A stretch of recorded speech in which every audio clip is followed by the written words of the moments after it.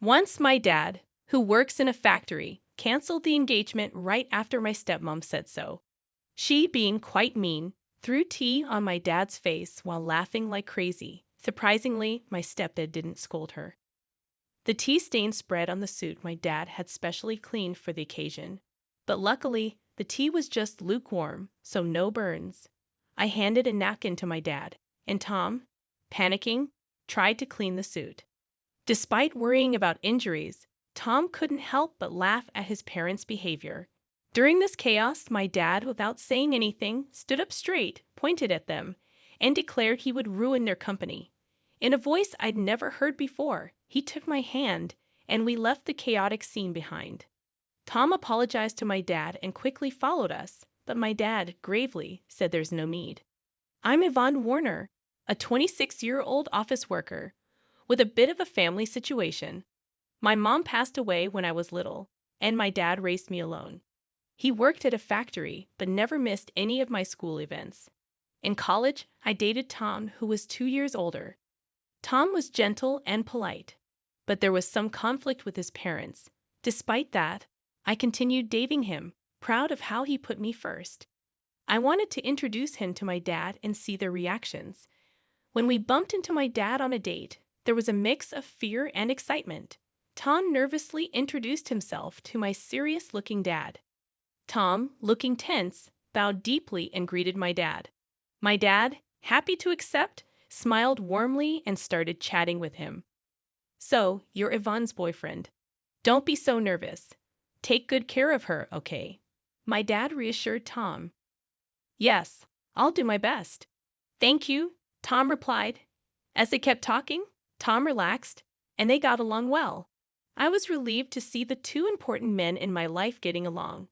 I had been worried about what if my dad didn't like Tom. We couldn't spend much time as my dad had work, so we parted ways after saying goodbye to Dad. Turning back to Tom, who looked dazed, I asked if there were any problems. Suddenly, he got excited, asking, "That was really your dad, right?" Puzzled by his odd question, I answered without hesitation, "Yes, that's my dad." "Why? What's up?" Right. That's what I thought," Tom said, crossing his arms and deep in thought. I grew curious and asked him what he was pondering. His vague response left me unsettled, and he evaded any further questions. Even though he said he liked my dad, I started to worry. What if he actually didn't? It made me anxious. A few days later, Tom called me for an important talk. Nervous about our last meeting with my dad, I went to the meeting place, a cafe. Tom was already there, and I could see his gloomy face through the glass. My anxiety deepened, but I decided to act cheerful anyway. As I entered and informed him of our meeting, I approached him slowly. Tom, deeply sighing, was startled when I tapped him on the shoulder. "Well, Yvonne, you scared me," Tom said, holding his chest with wide eyes, taking a deep breath when he saw me. I was surprised by how startled Tom was. He seemed deeply troubled. Sitting across from a still gloomy Tom, I ordered from the waiter. My anxiety grew as Tom's face remained downcast. I really wanted him to pour out everything on his mind, so I spoke up. "Hey, Tom, what's bothering you so much? Is there something wrong about my dad?" When I asked this, Tom quickly looked up and immediately denied it. "Absolutely not. I actually respect your dad. It's just my. He trailed off and looked down again. I sighed. It seemed like I had to pry it out of him. I asked directly, "If you're worried about something, I want to know what's on your mind." Tom took a deep breath as if making up his mind and started to talk. "Actually, there's something I want to tell you about my parents. It's a bit of a long story, but I need you to hear it all." The story Tom told was quite shocking. According to him, his parents lack class and only judge people by their educational background and job. They've been horrible to him, constantly interfering in his life. When he introduced a girlfriend, they'd criticize her on the spot and send her away. The girls would end up breaking up with him in tears. That's why Tom wanted to marry me but was worried because of his parents. I told him there's no need to worry. We don't have to involve his parents in our marriage. Just bear with them during the wedding formalities. My dad seemed to like Tom, so what's the problem? I don't mind about that. It's okay. My dad liked you, so don't worry. Really, that makes me happy. When I first met your dad, I was surprised how different he is from my own parents. I thought that if I married Ivan, I'd become the son of such a great man. But getting married means my parents become your parents too, and I couldn't decide. Tom brightened up when I said my dad liked him but soon sighed deeply. However, Tom seemed to have an idea and looked up, apologizing. When we go to meet my parents for our marriage, can we have your dad come too? I want them to see there are such respectable people around. It might not change them right away, but I hope it does.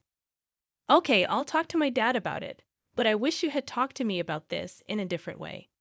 Oh, sorry. I'll do it properly from now. Tom suddenly realized, hurriedly and properly proposing marriage to me. After receiving Tom's proposal, I quickly decided to talk to my father about it. Initially hesitant, my father agreed when Tom came to formally ask for my hand in marriage. Then Tom and I set a date to meet his parents. On the day of the visit, all dressed up, we stood at the front door of Tom's family home, meeting Tom's parents for the first time. After hearing such stories, I was understandably nervous. My father, trying to lighten the mood, laughed and encouraged us. No need to be so tense. Tom's parents are just a bit overly concerned. Be confident. Feeling reassured by my dad's pat on the back, my nerves eased slightly. As it was time, Tom rang the doorbell, but there was no sound. We even wondered if they were not home. In a slight panic, Tom rang again, but still there was no response. Not wanting to make a bad impression in front of my father, Tom excused himself and went inside first. My father and I exchanged glances and waited silently for Tom. Soon, Tom came out looking flustered. Before I could ask what happened, Tom began making excuses with a forced smile. Sorry, there was a bit of a delay, but please wait. We'll be ready soon. And with that, he went back inside. My father sighed in exasperation, and I felt increasingly worried. Inside, this incident might even jeopardize our wedding plans. My father isn't short-tempered, but he dislikes dishonesty, so I couldn't help but consider the worst-case scenario. Lost in these thoughts, finally, Tom came out and awkwardly invited us in. Inside, his parents were waiting. But their demeanor was odd. His mother greeted us with a sly grin, while his father looked away disinterested. We were led to the living room, but the tea served was hastily prepared and lukewarm.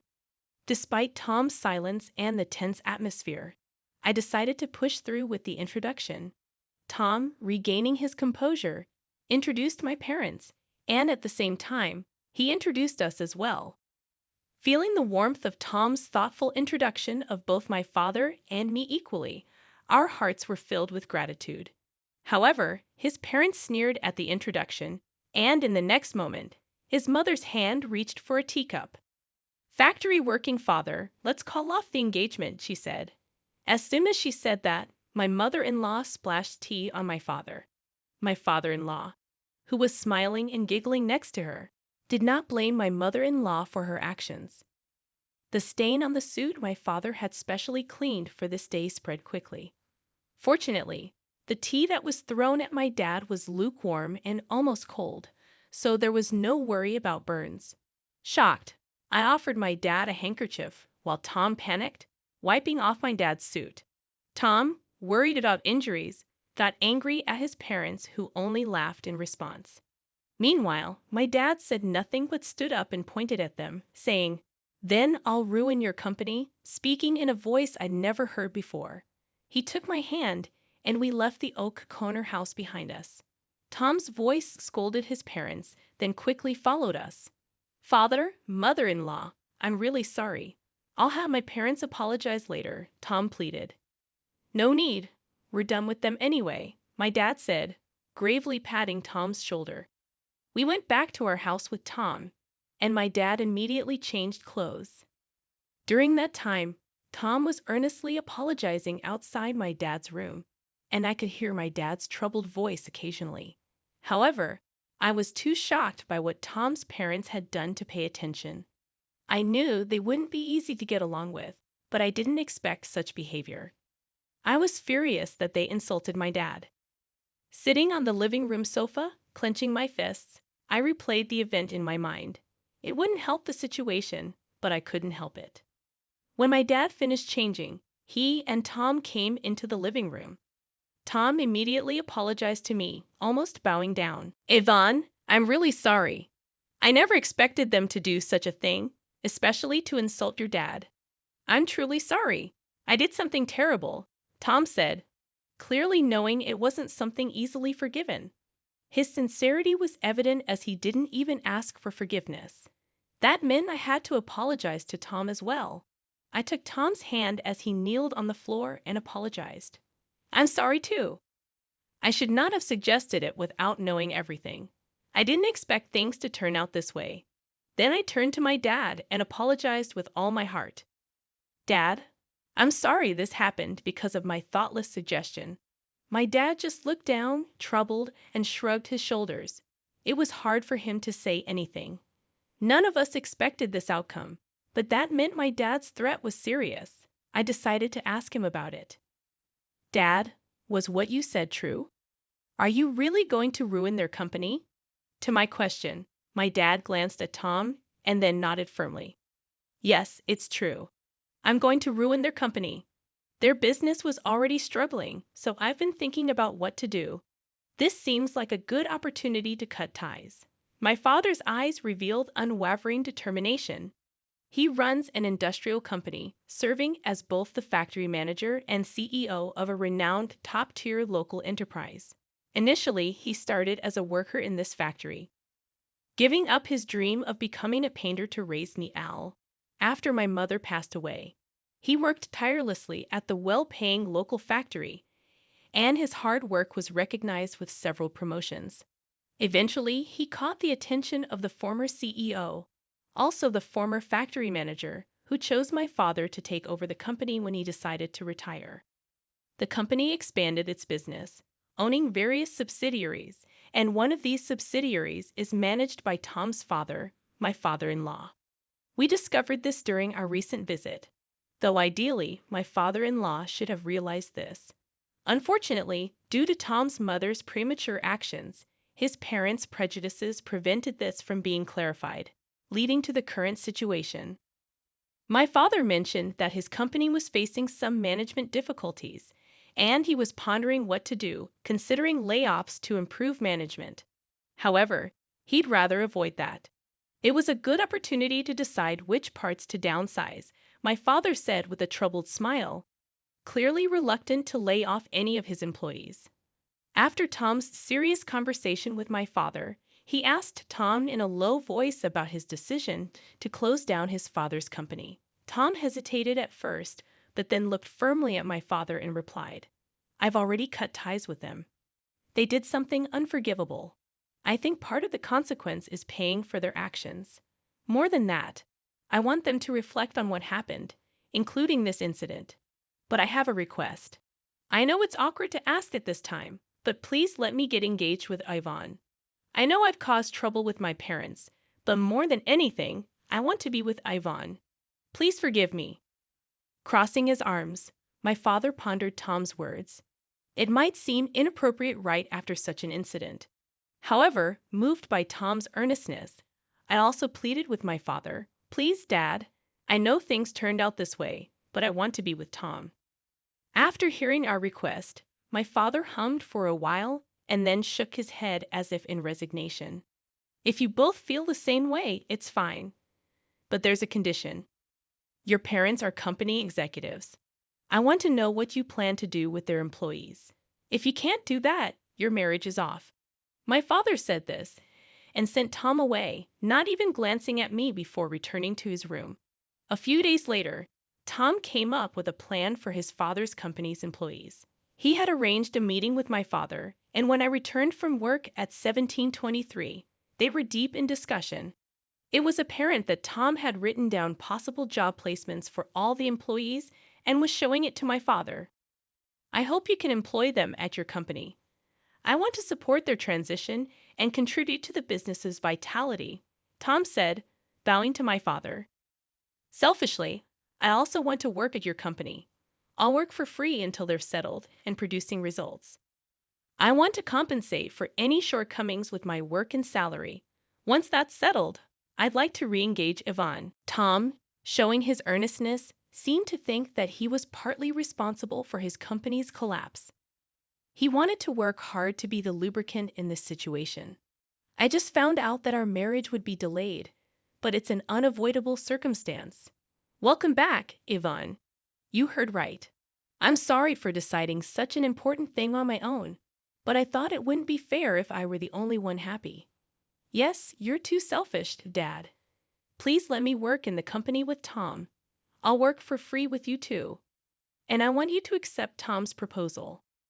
As I said this, Tom tried to dissuade me, but I firmly insisted and desperately begged my father. While we were doing this, my father didn't say anything, but after repeated pleas, he uncrossed his arms and quietly nodded. Speaking of which, Tom's parents hadn't apologized yet. My father seemed to have been waiting for them for the past few days, but that period had ended. Time's up, he muttered, beginning preparations to take over my father-in-law's company. Time passed, and finally, the day came when the company collapsed. Tom's parents contacted us in protest, summoning the three of us to their home. When we arrived, the place was crowded with people protesting the company's closure. They were all former employees, angry and shouting. It seemed Tom's father hadn't explained anything to the employees.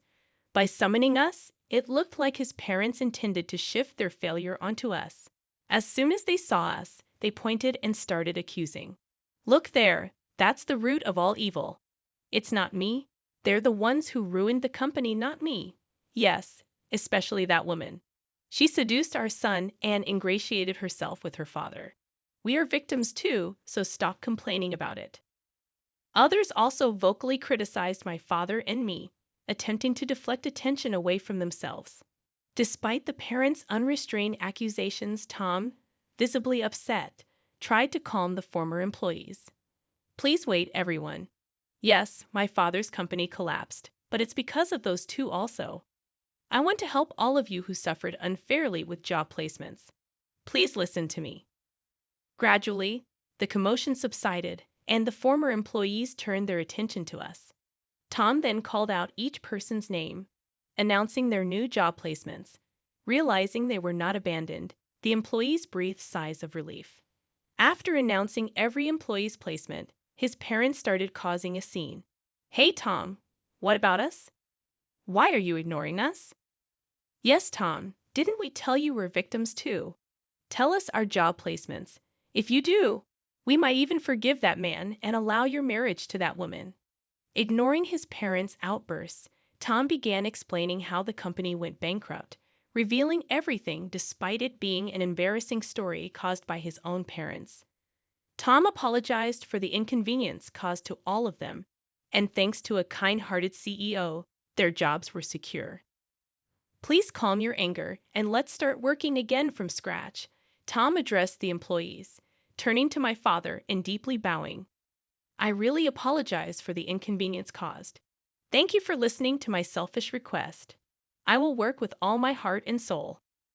The former employees, seeing Tom's sincerity, also bowed to my father, while his parents were the only ones to object. Don't be fooled. That man ruined the company, and that woman egged him on. Wake up to reality. You're struggling for jobs because the company was destroyed, right? Just because you're getting help doesn't mean you should lose sight of the truth. Despite the parents' desperate appeals, everyone had already heard the story from Tom.